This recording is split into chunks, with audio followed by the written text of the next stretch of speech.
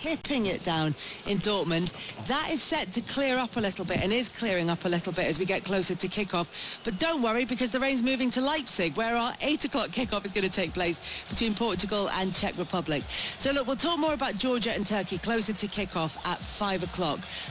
Lots to cram in before then, because it's only a couple of days since England's defeat of Serbia by a 0-0. Joe, you were covering the game with us.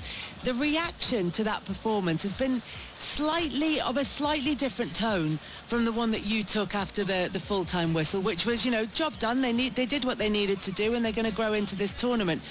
Has the kind of coverage of it been more negative than maybe you would have thought?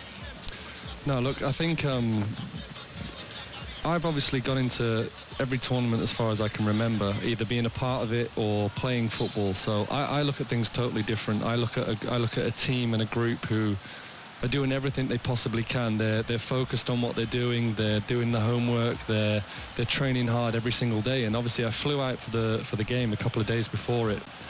And look, there was anticipation, but everyone wants to quickly point out what the potential downfalls of the team are, or how they think if it is going to go wrong, it will go wrong. And I couldn't believe it.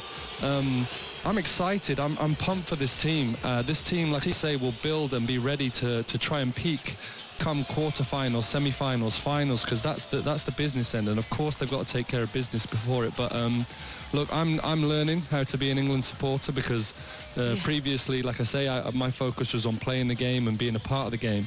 But I'm not going to change my tune. I'm happy with what went on. I thought the people who potentially would have had some question marks over them in terms of like your Mark Gahey's and people like that, you know, Kieran Trippier playing out there, they did great jobs. They did a job for their country.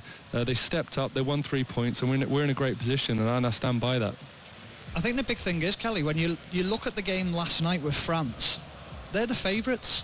Didn't impress too much. What will the hype be around them now from all the pundits in and around England? Will it be, oh, they're not favourites now, they shouldn't really progress as far, they've got problems as well? Or did he look at it and go, yeah, but France know how to do things and they'll peak at the right time? Well, it's exactly what Joe's just been saying, and I agree with Joe.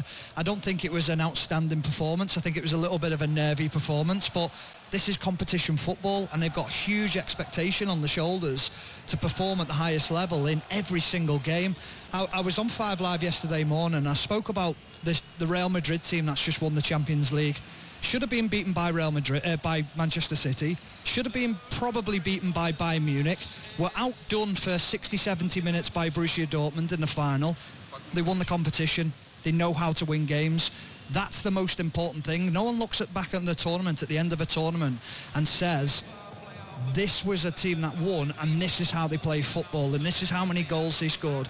That doesn't matter. The name's engraved on the trophy. That's the most important thing that England have got to be able to do this time.